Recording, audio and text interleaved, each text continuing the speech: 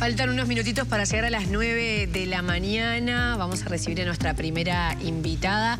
Infancia y educación, ¿no? Primera infancia, niñez, un tema que fue importante en la agenda del Frente Amplio, en la agenda del gobierno. Y justamente estamos con la directora general de Educación Inicial y Primaria, con Gabriela Salsamendi. ¿Cómo le va? Bienvenida. Muchas gracias por la invitación. Un placer. Hay muchos temas para conversar con usted. Bajó la matrícula de inicial y primaria por cuarto año consecutivo, pero además se presentó el monitoreo educativo con varias cifras y datos importantes para compartir con la ciudadanía. También vamos a hablar del ausentismo crónico que está en un 65%, casi un 65% aquí en nuestro país. Pero Salsamendi, bueno, ¿cómo va el balance o qué balance hace usted de estos primeros meses de clases desde que inició el gobierno? Primeros meses desde que iniciaron las clases, apenas un mes desde que tomamos funciones las nuevas autoridades de educación, con una semana de turismo en el medio, quiero decir, hace pocos días que estamos en los cargos. Sin embargo, hemos hecho muchas cosas. Da la sensación que hace mucho que estamos haciendo esto, no por cansancio, sino porque de verdad había mucha cosa para gestionar en términos de ordenar la cancha, digamos. En primaria varios temas nos preocuparon y nos ocuparon desde el primer día que asumimos. El más urgente quizás era el de los grupos numerosos, que en el momento de asumir superaba los 900 grupos numerosos. El otro día, a propósito del monitor, los colegas de la División de Investigación y Evaluación Estadística de Codicen mostraban que eran 500 y algo los grupos numerosos si sumábamos los de inicial y los de primaria al final de 2024, lo que supone que el incremento entre la situación y los números del año pasado y los de este año son de verdad impactantes y son consecuencia de un nuevo sistema de inscripción digital que necesitamos ajustar para que funcione mejor. ¿Pudieron abordarlo eso de los grupos numerosos? En principio lo que se hizo, porque como saben ustedes estamos con presupuesto del año pasado, por lo tanto no es posible crear cargos para atender esto, fue revisar cuáles son los cargos que ya estaban creados para poder redistribuir lo que teníamos. Y en ese sentido, la primera medida que firmamos los primeros días de abril, si no me equivoco fue la primera cosa que firmé de hecho, tenía que ver con transformar 36 funciones de maestros comunitarios articuladores que habían quedado sin elegir en sucesivas elecciones de cargo en 30 maestros de 20 horas. Eso no es suficiente, pero fue la primera medida que pudimos hacer para al menos tratar de atender esto. Y la segunda fue indicarle a la División de Educación, que es la inspección técnica, que las tutorías, que son funciones que se crean, son 6.000 horas, 300 funciones, que se crean con la finalidad de atender a los niños que promueven de primero a segundo con calificaciones insuficientes, atendieran, además de ese tema, que por supuesto es importante atender, a aquellos grupos que tenían más de 30 estudiantes. De modo que la maestra que tenía más de 30 estudiantes tuviese esa tutoría en la escuela. Y eso se eligió ahora esta última semana. O sea que los grupos superpoblados no se dan por un aumento en la matrícula porque no hay, sino que viene descendiendo, sino por falta de maestros. No, tampoco es por falta de maestros. Tenemos las dos cosas juntas, baja de matrícula y tenemos maestros. Uno a priori supondría no debería haber problemas de grupos superpoblados. Claro. Sin embargo, teníamos en el momento de iniciar más de 900 grupos que tenían más de 30 niños. Esto es consecuencia de una inscripción digital que estuvo muy bien hecha por parte de los equipos de informáticos de primaria y de Codicen, pero que no tuvo las condiciones, las restricciones que se cargan en esos programas a fin de atender los cupos que están efectivamente en las escuelas. ¿Por qué? Porque se supuso que todos los cupos de todos los grupos se llevaban a 35. Y los 35 en tiempo completo o en tiempo extendido tienen más demanda que los de común. Entonces, las familias podían entrar a Urifamilia y mover a sus niños a estos de 35 sin restricciones. Eso generó algunos líos, además del de los grupos numerosos. Por ejemplo, hermanos que no quedaban en la misma escuela. Porque no era una de las condiciones que se cargó en ese programa. Por lo tanto, eso ya tuvimos una primera reunión con la gente de tecnología y lo vamos a solucionar antes del próximo periodo de inscripciones, sin duda. Al día de hoy, directora, ¿cuántos son entonces los grupos superpoblados y qué aspiraciones tienen para que este año pueda seguirse reduciendo ese número? De los 900, tengo acá el dato para no equivocarme, cuando empezamos el 1 de abril teníamos 900... Ya te lo digo acá, 943 grupos en 326 escuelas que tenían más de 30 niños. Al día de hoy tenemos 880. Es decir, sigue siendo altísimo. Pudimos atender solo el 5% de los casos, un poquito más, con estas dos medidas que mencionaba recién, los 30 maestros de 20 horas y las tutorías, pero sigue siendo un arreglo que no es arreglo, ¿verdad? ¿Y en este ciclo lectivo se puede seguir reduciendo un poquitito más o se depende de plata? Las dos cosas, se depende de plata. Si uno tuviese la plata, seguro puede mandar más maestros a estos grupos y desdoblar donde haya un salón libre, o bien colocar otro maestro y que trabajen en duplas donde no hay salón libre, claro. Eso sería plata y eso no lo tenemos en este momento. Entonces lo que estamos haciendo es, de manera creativa, como haría uno en su casa cuando tiene que priorizar algún arreglo, manejo de recursos escasos, digamos. Exactamente. Buscar optimizar otros dineros que están relacionados con lo salarial para poder atender esta situación. ¿Y cuál es la aspiración? ¿Cuánto porcentaje aún se puede bajar? O sea, estamos en 800 y algo. Ahí está, bajamos a todos los que tenían 35 estudiantes, ya los atendimos. Ahora vamos por los que tienen 34 estudiantes y así estamos yendo, uno a la vez. Va a ser lento el proceso. Va a ser lento el proceso y nos preocupa eso porque, sobre todo en las escuelas de tiempo completo, tiempo extendido, que los maestros están 8 horas con un grupo de 30 y pico, con las demandas de los niños y niñas de la actualidad, que no son los niños y niños que fuimos nosotros, ¿no? Entonces es una tarea bien compleja. Estamos pidiéndole a los colectivos que a la interna de las escuelas piensen otras formas de hacer escuela. Que esto es interesante porque no es tampoco una solución de fondo, pero que sí implica pensar en rupturas de los grupos o en rupturas de los grados tradicionales para trabajar dividiendo y segmentando sus grupos entre los maestros o las personas adultas que ya están en los centros. ¿Y usted cree que se puede seguir bajando esta superpoblación este año sin tener la posibilidad de manejar dinero, que eso va a ser con el presupuesto el año que viene? Va a ser muy poco lo que podamos bajar este año. Por eso estamos yendo por este otro camino que tiene que ver con que los directores, los secretarios, los profesores de segundas lenguas, educación física, los maestros de apoyo, es decir, otras figuras que están en los centros, me estoy olvidando de muchas, comunitarios, etcétera, puedan repartir esos niños en distintos momentos de la semana de otras maneras. Vamos a suponer, yo soy la maestra de primero y tengo 20 alumnos, y tú sos el maestro de segundo y tenés 28. Digo estos números porque es más o menos lo que está pasando, ¿no?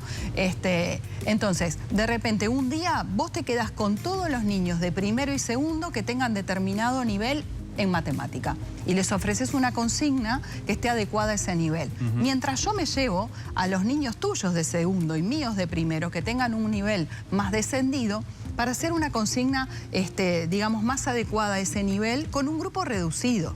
¿Por qué? Porque la maestra que se llevó a los que tienen digamos, otro nivel va a ser una actividad más lúdica o de pequeños grupos o de trabajos generando mayor autonomía. Ese es un poco el esquema de lo que podemos hacer. No es la situación ideal. Un sistema de emergencia. Claro, un mecanismo alternativo, digamos. ¿Y eso no complica, por ejemplo, el seguimiento de los alumnos, pensando no solamente en lo educativo, sino también en el montón de cuestiones que lleva un niño, ¿no? Situaciones familiares, temas de salud mental. Digo, si uno ve todos los días ese alumno, puede hacer un seguimiento, no es lo mismo que si tenés no tenés una continuidad. No estamos planteando que esto se dé todos los días, estamos planteando que esto se puede hacer en algunos momentos y eventualmente la maestra de segundo también trabaja con las de tercero o con la de cuarto, o la secretaria se lleva un grupo pequeño de niños. Es decir, estamos dándole a los docentes la verdadera autonomía para pensarse como escuela. Y esto en realidad, si bien si uno lo pensara como un esquema de todos los días, seguro pasaría esto que traes del seguimiento, al hacerlo en algunos momentos de la semana, lo que hace es atender algo que todos los que estudiamos educación sabemos, y es que no todos los niños aprenden de la misma manera, del mismo modo, ni al mismo tiempo. Entonces, atender a la singularidad de los aprendizajes, pensando en la personalización de las estrategias de enseñanza, también va en un sentido que queremos recorrer independientemente de los grupos numerosos. Y las especificidades, ¿no? ¿Y ustedes desde las autoridades van a hacer un seguimiento especial a estas escuelas donde están estos casos? Estamos haciéndolo, Inspección Técnica maneja este listado y estamos, bueno, tratando de ver de qué manera podemos apoyar estas situaciones, sin duda. Dale. No. En 2024 se registró un ausentismo crónico del 65%. ¿Cómo van a trabajar para intentar reducirlo? Bien, el tema del ausentismo es un tema que tiene muchas causas, a diferencia de lo que hablábamos recién, que la causa es clara y es el sistema de inscripción digital y es fácil, digamos, de arreglar pensando para adelante. Este otro tema es un tema que es estructural en el país. Desde el año 2000, que tenemos los datos del monitor educativo, siempre se ha constatado que el tema de la asistencia es un problema. Este problema se agudiza en la época de la pandemia, no solo en nuestro país, también en la región, en el mundo. Y como decía antes, son muchas las causas que hace que los adultos definamos llevar o no llevar a nuestros niños a la escuela. Y hago énfasis en esto de los adultos, porque en general no son los niños quienes deciden ir o no ir a la escuela. Somos los adultos los que habilitamos o no el llevarlos o no acompañarlos. Entonces, al existir variadas causas, uno tiene que armar una batería de acciones distintas. ¿Qué quiero decir con esto? Si la causa de inasistencia en nuestro país fuera, por ejemplo, como sucede en otros lugares, un problema de transporte para cruzar montañas, por ejemplo, que no es nuestro caso, habría quizás una forma única de solucionarlo que tiene que ver con generar las calles, las rutas, poner los ómnibus, lo que sea. En nuestro caso no hay una única causa de las inasistencias. Tenemos inasistencias, sí, porque se llueve la casa y el barro no me permite salir. Tenemos inasistencias por crecidas de arroyos, de ríos. Pero tenemos inasistencias, que las conocemos bien también, cuando los niños llegan y dicen, no, maestra, yo no vine porque nos fuimos para afuera con mis padres y nos quedamos unos días más. O no vine porque nos quedamos hasta tarde jugando a algo y se nos hizo tarde y me dijeron que me quedara durmiendo un rato más, o porque hacía frío, o porque llovía, o porque me duermo muy tarde y no logro despertarme. Es decir, hay una serie de causas de las inasistencias que no se pueden atender con una única acción. Es por eso que estamos trabajando en distintas líneas de acción. Una de ellas se presentó junto con el monitor educativo el lunes pasado, que es el módulo de visualización de Gurí. Gurí es el sistema de gestión que usamos las maestras, los directores, los inspectores y que también acceden las familias. Las familias en general acceden cuando van a ver los boletines escolares. Sin embargo, pueden acceder en otras oportunidades durante los meses, para los meses que no se entregan los boletines, para identificar esto de las inasistencias. Para ir viendo cómo vienen con cuanto a las inasistencias. Exactamente, porque a veces lo que nos pasa es que no somos conscientes de cuántas veces faltó. Si un niño falta una vez por semana, probablemente no somos conscientes que el niño es faltador. Pero una vez por semana son 4 faltas al mes. En 10 meses son 40 faltas, ¿verdad? En 6 años es un año escolar entero que se perdió el niño.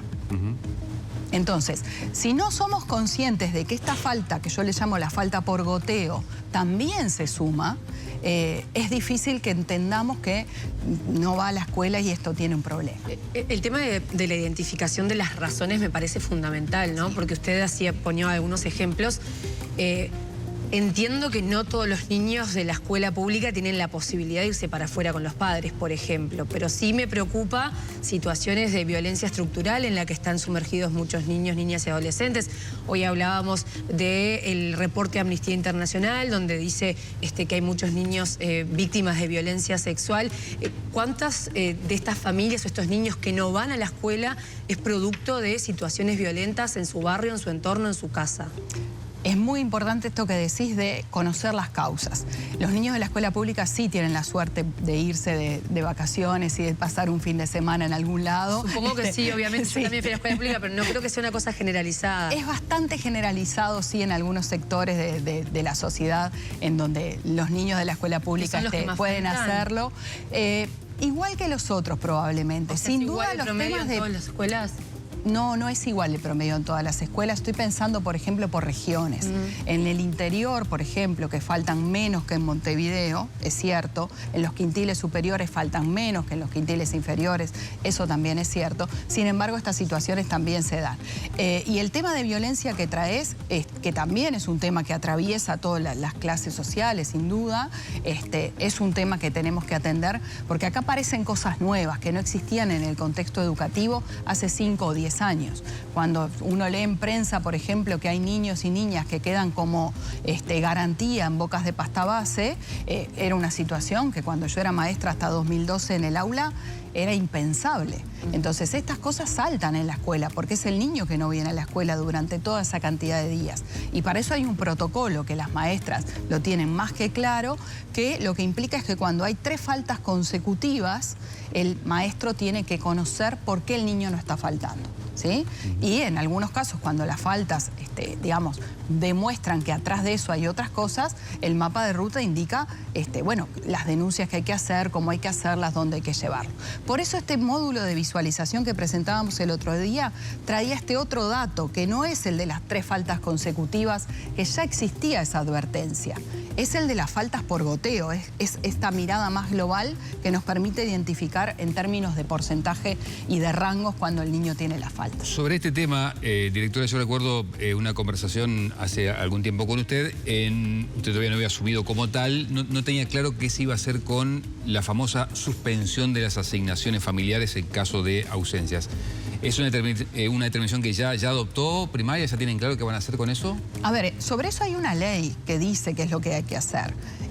Nosotros lo que estamos pensando desde primaria y desde Codicen y también a la luz de lo que nos diga Presidencia de la República es, digamos, ¿cuál es la acción que mejor se traduce en que el niño vuelva a la escuela? ¿Sí? Si hay que tomar esa decisión, la vamos a tomar. No nos tiembla el pulso en tomarla para nada. Me parece que es una decisión que hay que tomar. Yo ya lo dije en esta mesa antes de asumir. Sin embargo, también entiendo que si las transferencias condicionadas, en este caso una transferencia económica condicionada a la asistencia, no han dado resultado el retiro de esas transferencias en otros lugares y no han dado resultado tampoco en el país, quizás es momento de pensar otras cosas.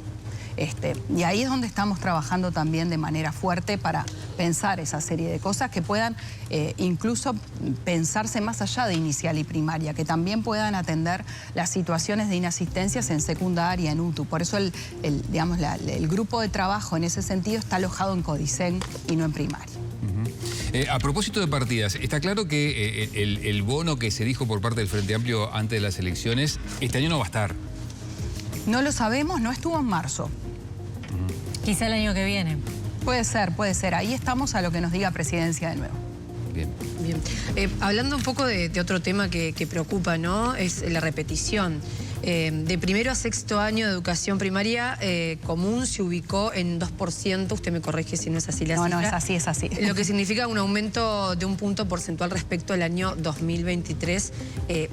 ¿Qué hacemos con esta situación? ¿También está el análisis ese fino de por qué se da, dónde y en qué circunstancias? Y que se repite casi la misma pauta que te decía recién.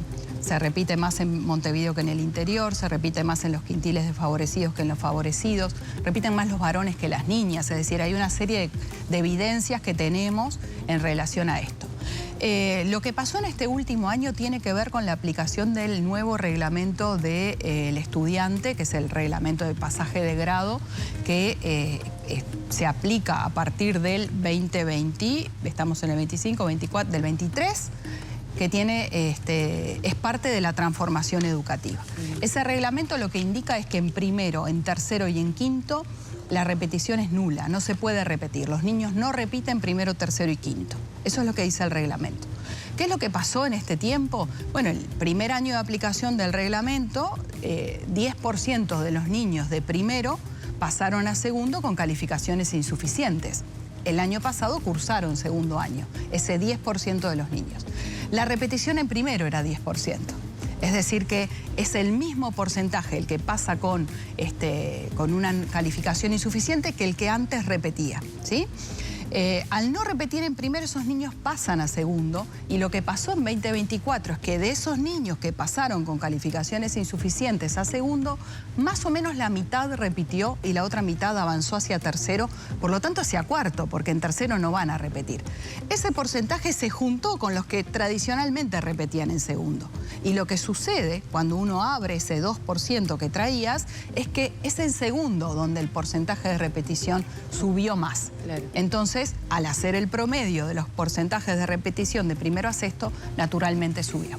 Directora, tenemos que cerrar la del estribo. Usted me querrá contestar o no, no la quiero poner en una situación incómoda, pero... Bueno, ya me hace todas estas advertencias. Es fácil, el preámbulo. No, pero porque, bueno, últimamente hemos tenido mucha información vinculada al famoso tema del impuesto de primaria. ¿Cómo se siente la directora de primaria cuando hay autoridades que no pagan el impuesto que va dirigido a las escuelas públicas? El impuesto lo tenemos que pagar todos los que nos corresponde, independientemente del cuadro de fútbol, el partido político, seas autoridad o no seas autoridad, es una cuestión ética. ¿Cómo me siento en lo personal? Bueno, en lo personal me parece que la gente está tratando de cumplir con sus obligaciones. De hecho, algunos casos que han aparecido a la luz pública, digamos, se han resuelto de algún modo. Me parece también que hay como una mirada muy con lupa sobre casos puntuales y están pasando otras cosas que no estamos mirando con la misma lupa. Sí me interesa que el impuesto de primaria se pague. ¿A qué se refiere, discúlpeme, con eso de que no se están viendo con la misma lupa? Me parece que hay como una cosa de mirar, bueno, ¿qué pasa con las nuevas autoridades y cómo están sus pagos y no pagos que yo al menos no había visto antes en gobiernos anteriores? Eso para mí es novedoso, al menos. Por suerte tengo todo pago antes que me lo pregunten. Y bueno, nada, me parece que ahí hay un compromiso ético de todos y todas las ciudadanas, más allá de los colores y las banderas, de hacer lo que corresponde, ¿no? Que es pagar el impuesto a primaria, que ese impuesto es vital para la alimentación de los niños y las niñas de la escuela pública. ¿Se destina todo lo recaudado a la alimentación? La mayor parte, más del 90%, se destina a alimentación, sí. Muy bien. Gabriela Salsamendi, directora general de Educación Inicial y Primaria, gracias por la visita. Gracias a ustedes. Un gusto.